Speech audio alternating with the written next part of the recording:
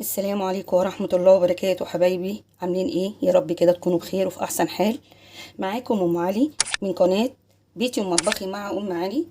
من مطبخي هعمل لكم النهاردة المولتون كيك. المولتون كيك بتاعي النهاردة بطريقة سهلة وكمان مقادير جميلة، وان شاء الله البنات اللي فاكرة وخايفة تعمل المولتون كيك هيبقى اسهل كيكة بتعمليها، وان شاء الله هتتظبط معاكي ومش هتبطلي تعمليها. انسي الكافيهات اللي انت كنت بتاكليه فيها، وكمان ايه، وكمان هتعمليه في البيت في منتهى الجمال وبأرخص ثمن. يلا بقى نشوف المولتون كيك بتاعنا هيبقى شكله ايه. اللقطة دي بقى لازم لها صمت كبير، وجت اللحظة المرتقبة.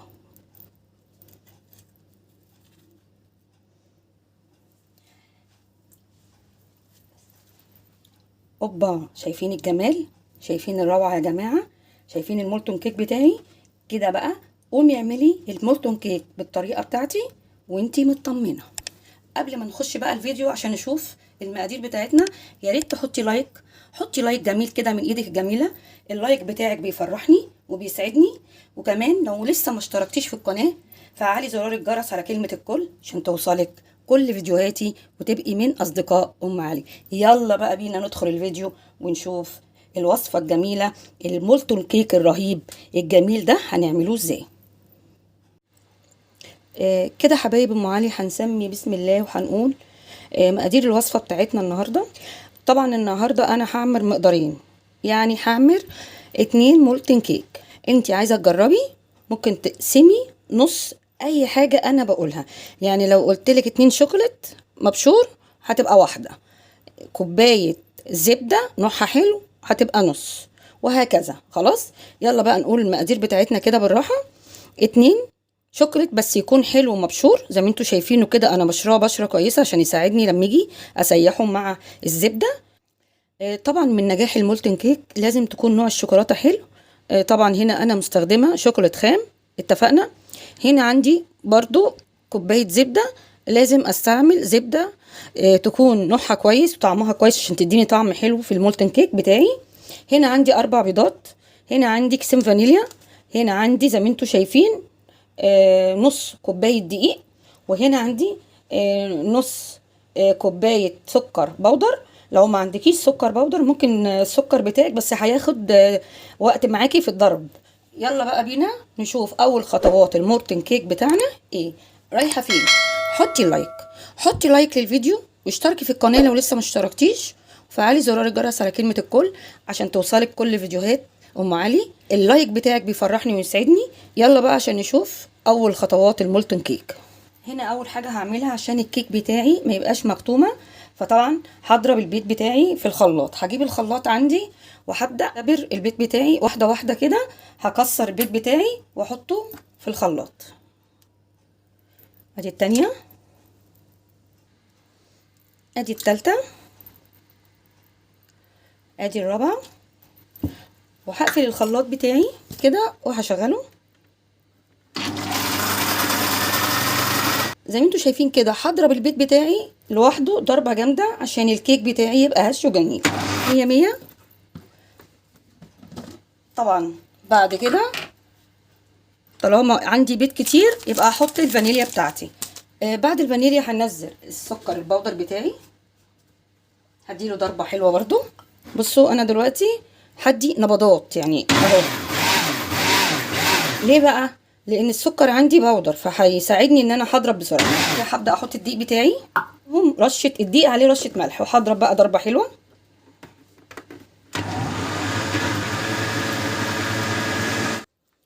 زي ما انتوا شايفين كده انا خلصت من السكر والدقيق والبيض. خلاص فاضل عندي كده الزبده والشوكولاته، هركنه على جنب كده اهوت. وتعالوا نشوف بقى فاضل عندي الشوكولاته والزبده هنعمل فيها ايه. كده حبايبي جبت طاسه يكون عندي، وجبت كوبايه الزبده اللي هسيحها على نار هاديه كده. هبدا اسيحها واخد بالي ان الطاسه ما تكونش سخنه على اساس ان الزبده بتاعتي ما تتحرقش. واحده واحده كده اهوت زي ما انتوا شايفين. انا عملتها اول ما فتحت القناه، ده الكلام ده كان من قيمه حوالي سنتين او سنه ونص، وبعملها تاني معاكم اهو. ليه اشتري المولتون كيك بتاعي من كافيه ويكون غالي جدا طالما ان انا اقدر اعمله في البيت بتاعي بكل سهوله؟ كده هوطي النار بتاعتي. انا حاسه ان الزبده بتاعتي هي ساحت كده. فاضل ان انا هسقط فيها ايه؟ الشوكليت بتاعي. وادي الشوكليت بتاعي انا بشرها بشر ناعم من مبشره عاديه. عايزه تكسريها كسريها، لكن هتاخد معاكي وقت شويه ان هي تسيح. بالراحه كده زي ما انتم شايفين وقلبها، هتلاقيها سهله معايا جدا. بدات تسيح معايا اهي بكل سهوله، واحده واحده كده اهوت اهو. لو وصلتي معايا لحد هنا واستاهل لايك، حطي لايك، اشترك في القناه، ويلا بقى عشان نشوف الخطوه التانية هنعملها ايه. هجيب بوله، اجيب الخليط بتاعي وهنزله كده بالراحه، وهجيب الخليط بتاعي اللي هو ضربته في الخلاط، الدقيق خلاص، واحطه كده بالراحه، وهجيب مضرب كده معايا وهقلب حلو قوي. بصوا الخليط بقى عندي جميل ازاي كده، مية مية كده، مفيش تكتلات، مفيش سكر، مفيش دقيق، مفيش اي حاجه. كل اللي انا هعمله، كل اللي انا هحتاجه قالب زي ده، وهجيب زبده عندي زي ما انتوا شايفين، وهدهنه حلو قوي. شايفين؟ هدهن التنايه دي كويس قوي والارضيه بتاعته، عشان خاطر لما اجي اقلبه ما يتعبنيش ويبوظ مني. يعني ممكن انا لو اهملت حركه زي دي، المولتن كيك بتاعي لما اجي اقلبه يتفتح ويبوظ مني خالص. هدهنه دهنه حلوه زي ما انتوا شايفين القالبين. طبعا هتدهني زبده، هتدهني زيت، هتدهني خليط من الزيت والزبده. انا عملت كده خليط من الزيت والزبده كده مية مية خالص. شايفين؟ ما سيبتش حاجه خالص. انزل الخليط بتاعي كده، مش هخلي فيه حاجه.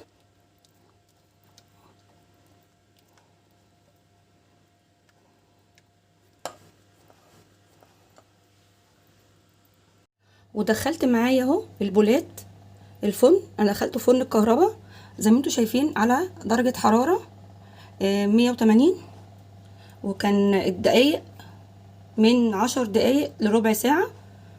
خلاص هنقفل الباب بقى كده، ونشوف ان شاء الله باذن الله المولتن كيك بتاعي بعد ما يطلع هنشوفوه مع بعض شكله ايه. بصوا حبايبي زي ما انتوا شايفين كده ال15 دقيقه خلصوا واعطاني اند اهو. يعني المولتن كيك بتاعنا مية مية كده. خلاص هطلعه بره ونيجي نشوفه السوا بتاعه حلو ولا لا.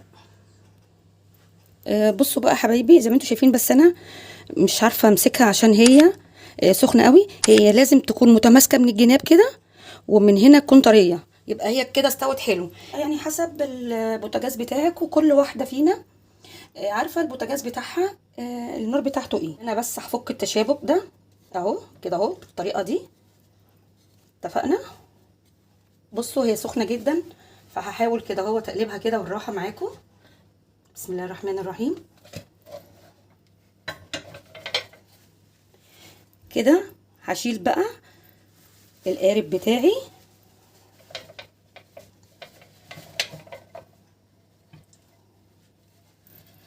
زي ما انتوا شايفين كده قالب صغير.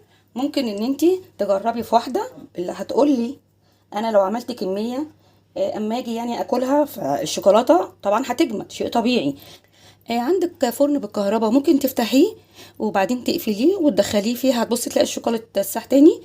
عندك ميكرويف هتحطيه، لو حتى عندك الفرن العادي بتاعنا ده برضو هتفتحيه يسخن وبعد كده تقفليه وتحطي المولتن كيك بتاعك. انا هكسر اللون بتاعها، فهحط بوله كده الايس كريم، وحطيت الايس كريم بدل سكر البودر، عيالي مش بيحبوه. كده حبايبي المولتن كيك سوا حلو، هتكوني استاذه فيه. اتبعي نفس الخطوات دي وان شاء الله باذن الله هتظبط معاكي. الفيديو ده للبنات اللي فاكرين ان المولتن كيك مش هيتظبط معاهم وناكلوه بقى بره احسن. لا، هتعمليه في بيتك وبالطريقه بتاعتي دي وبالمقادير دي، وان شاء الله باذن الله هيكون في منتهى الجمال زي ما انا عملته معاكم، وان شاء الله هتفضلي تعمليه على طول. يلا بقى، لو لسه ما عملتيش اللايك حطي لايك للفيديو، حطي لايك للفيديو واشتركي في القناه لو لسه ما اشتركتيش، وفعلي زرار الجرس على كلمه الكل عشان يوصلك كل فيديوهات ام علي. والسلام عليكم ورحمه الله وبركاته في فيديو جديد من فيديوهات ام علي المتنوعه.